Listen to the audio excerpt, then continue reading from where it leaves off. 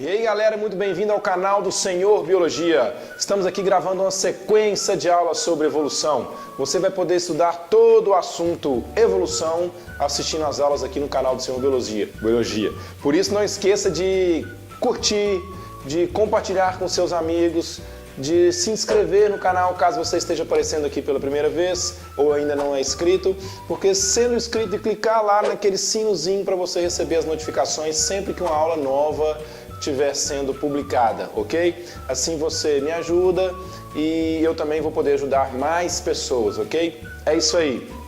Vamos que vamos. Agora é Darwinismo.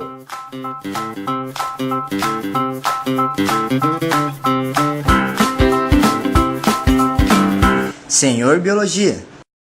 Senhor Biologia falando sobre Darwin, esse camarada emblemático que viveu nos anos de mais ou menos 1800 a 1860, 70 ou um pouco mais por aí.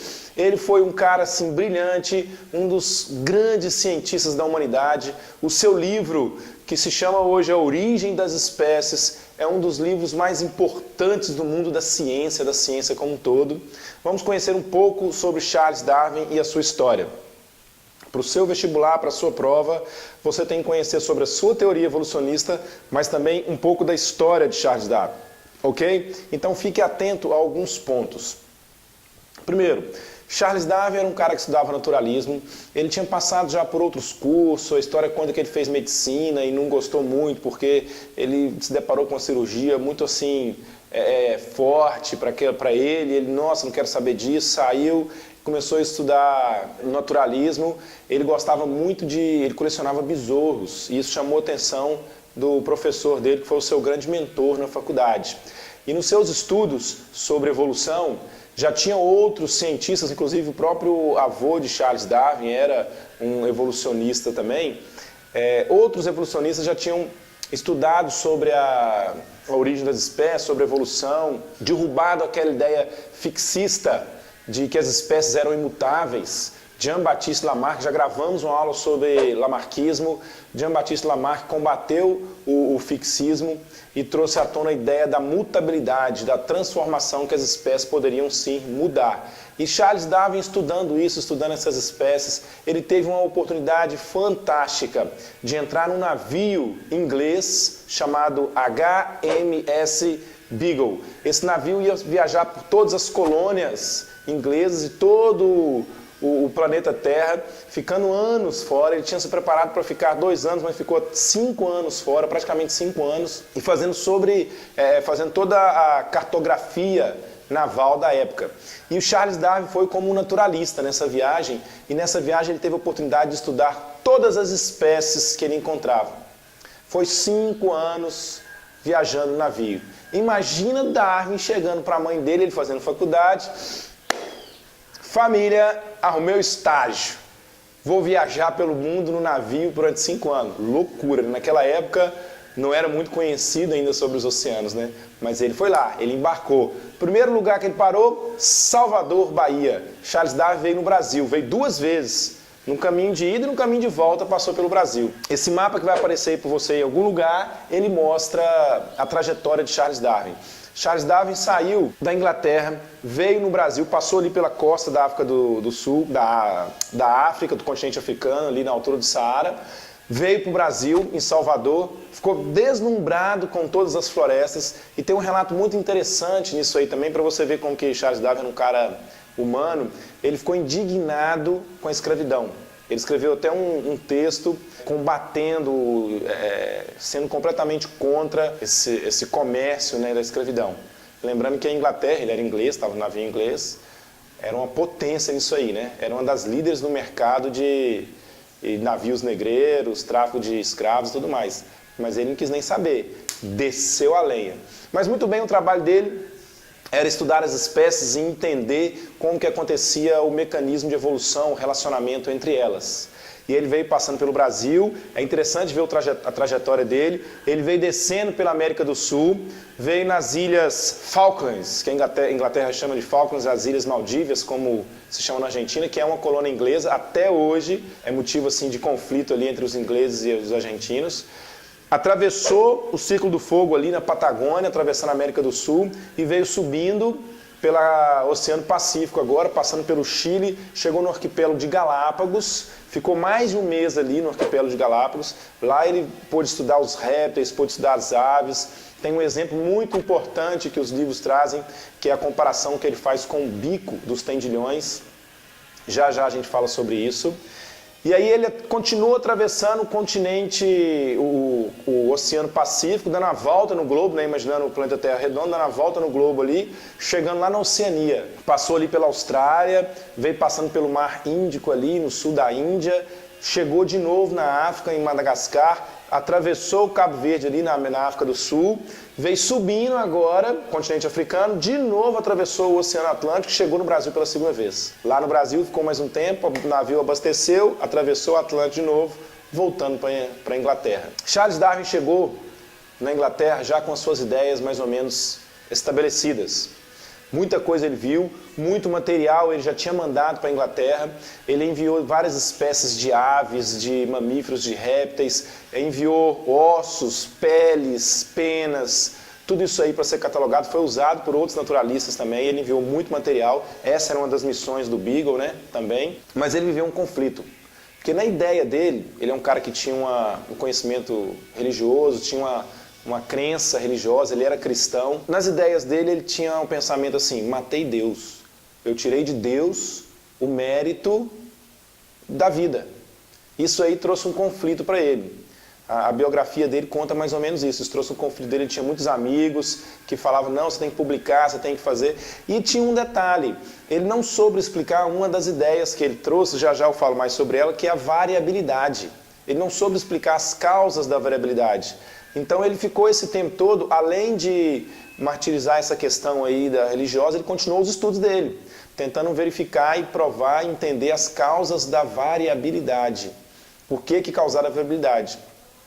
Ele estudou os pombos, estudou coelho, estudou várias outras espécies, teve contato com agricultores, pecuaristas que criavam cavalo, criavam gado, que já há centenas de anos eles promoviam cruzamentos ali com os animais até obter aquele animal com aquela característica que ele queria. Ele estudava como que ele fazia isso, ele fez isso com os pombos também para tentar entender um pouco do processo. Em meados aí da década de 50, de 1800, até 1850 e poucos, um outro grande evolucionista, Wallace, que tem uma importância grande também, ele começou a publicar trabalhos que eram bem parecidos com aquilo que Charles Darwin estava fazendo. E os amigos ali em volta de Darwin alertou: ó, Darwin, ele está fazendo, vai nisso também, vai junto com ele, publica, está na hora.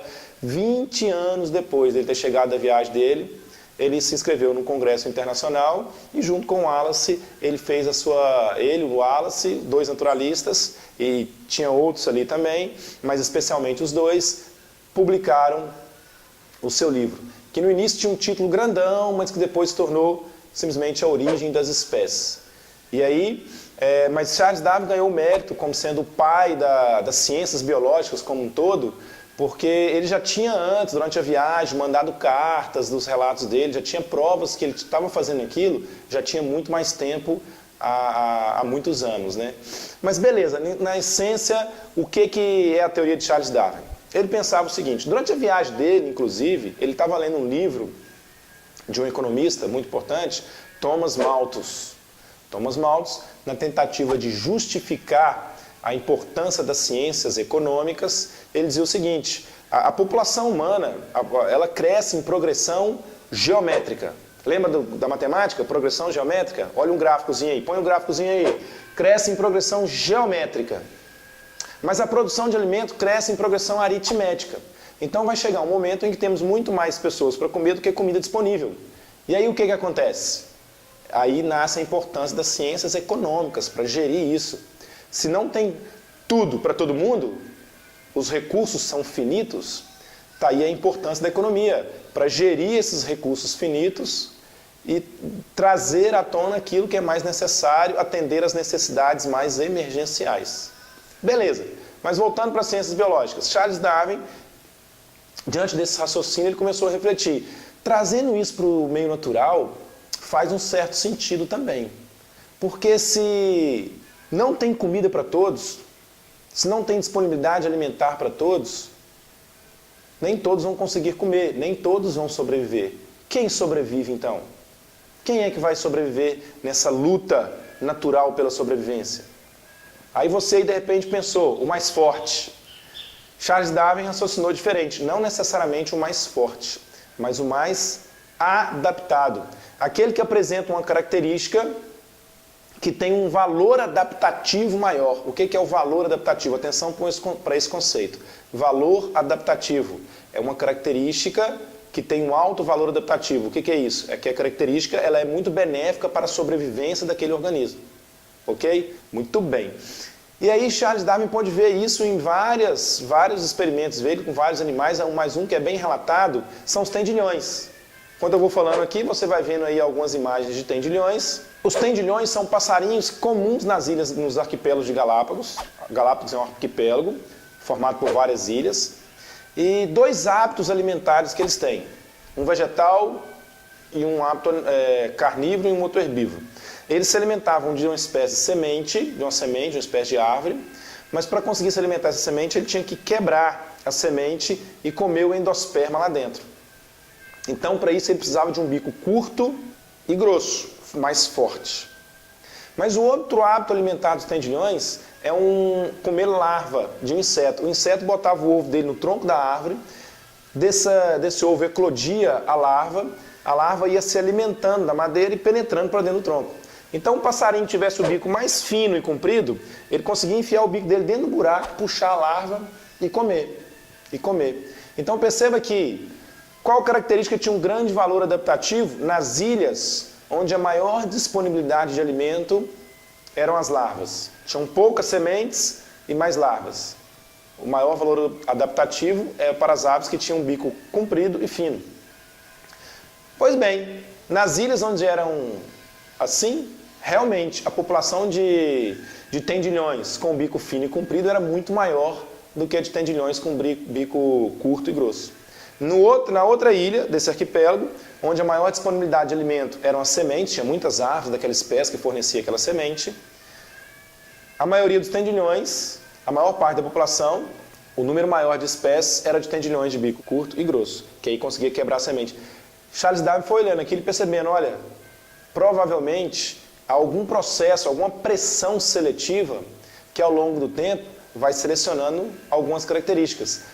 Aí Darwin raciocinou duas coisas. Bom, tá as ideias darwinistas aí. Dentro da espécie existe variabilidades, a tal da variabilidade que ele não sabia explicar as causas. Dentro da espécie existe variabilidades. Os indivíduos são diferentes uns dos outros. Por mais parecido que eles sejam, eles não são idênticos. Uma ou outra característica é diferente. Essas variações surgem nos indivíduos ao longo da existência daquela espécie. Vem o meio ambiente e seleciona aquelas espécies que contêm aquelas características que dão a ele uma vantagem maior. Por exemplo, na ilha onde tem mais semente, a vantagem maior é ter o bico curto. Então a pressão da seleção natural ali selecionou passarinhos com bico curto e grosso. Na outra ilha, onde tinham poucas sementes e uma maior quantidade de larvas, a pressão da seleção natural ali selecionou passarinhos com bicos curtos, longos e compridos, longos e finos. Ou seja, perceba que para Lamarck, lá atrás, na outra aula nós falamos sobre isso, o meio ambiente muda a espécie. Aqui, para Charles Darwin, não. O meio ambiente não muda a espécie. O meio ambiente, ele seleciona a espécie com maior valor adaptativo. Perceba que o meio ambiente não provoca qualquer mudança nas características, ele não altera o indivíduo. O indivíduo ele é do jeito que é, ele apenas vai ser selecionado. Perceba que assim a gente começa a entender que a seleção, que a evolução, ela não tem um propósito. Ela não acontece com um determinado objetivo. A evolução simplesmente acontece. A evolução, ela ocorre não com o fim de alguma coisa, com o propósito de alguma coisa. As características, as variações, elas surgem. Se elas forem benéficas, elas vão permanecer através de uma seleção natural positiva. Mas se elas forem características maléficas, características que trazem prejuízo para a sobrevivência da espécie, do indivíduo, aquela característica ao longo do tempo vai desaparecer. numa seleção natural negativa, ok? Dessa forma, Charles Darwin voltou e entendeu algo muito importante, que Lamarck não tinha entendido. Lamarck acreditava, atenção para essas minhas palavras, Lamarck acreditava na microevolução. Ele pensava o seguinte, as espécies podiam mudar. Lamarck derrubou o fixismo, né? Ele combateu o fixismo. As espécies podem mudar, mas aquela espécie, ela sempre foi aquela espécie. Por exemplo, o exemplo da girafa, que Lamarck nem falou, mas é um exemplo legal. No começo era a girafa, que tinha um pescoço curto. Aí a girafa, hoje, tem um pescoço longo, mas sempre foi girafa. Darwin trouxe uma outra ideia, a ideia de ancestralidade. Que todos nós viemos de uma primeira forma de vida. E que essa primeira forma de vida, ele fez um desenho, um esboço bem legal para mostrar isso, que essa primeira forma de vida foi ramificando em várias outras formas de vida, e essas novas que foram surgindo continuam ramificando, e chegamos na grande biodiversidade que temos hoje. Por exemplo, a história da girafa, se formos comparar, o que existia antes era um ancestral da girafa, não era girafa, era uma outra espécie que sofreu mutações, que sofreu alterações e que ao longo do processo de mudança originou uma nova espécie que é a girafa. De repente esse ancestral aí, ele era ancestral de diferentes tipos de quadrúpedes. Um dos que surgiram a partir dele foram a girafa, através de um processo de seleção natural. Então a girafa, ela não adquiriu esse pescoço longo de tanto esticar o pescoço, o uso e o desuso lá de Lamarck, do lamarckismo. O que aconteceu foi variações benéficas que foram surgindo. Cada vez que surgiu uma variação que fazia com que a girafa tivesse um pescoço um pouco maior, essa variação valia a pena, porque a girafa tinha o hábito de comer os brotos que ficavam na parte mais alta da árvore. Então valia a pena. Aí o que foi acontecendo ao longo do tempo? Cada vez mais a girafa foi ficando com o pescoço longo ao longo dos milênios. Beleza? Muito bem. Então perceba que para Darwin, o meio ambiente não muda a espécie. Ele seleciona as espécies com as melhores características. A pergunta que eu fiz na outra aula, o urso polar é branco porque vive na neve? Ou o urso polar vive na neve porque ele é branco? De acordo com a visão darwinista, o urso polar vive na neve porque ele é branco, porque ser branco é uma vantagem para ele viver na neve, que também é branca. Agora, de outra forma, dizer que o urso polar é branco porque vive na neve, está dizendo que ele ficou branco de tanto viver na neve. Ou seja, de tanto estar na neve que é branca, ele acabou ficando branco também. Ok? Joia!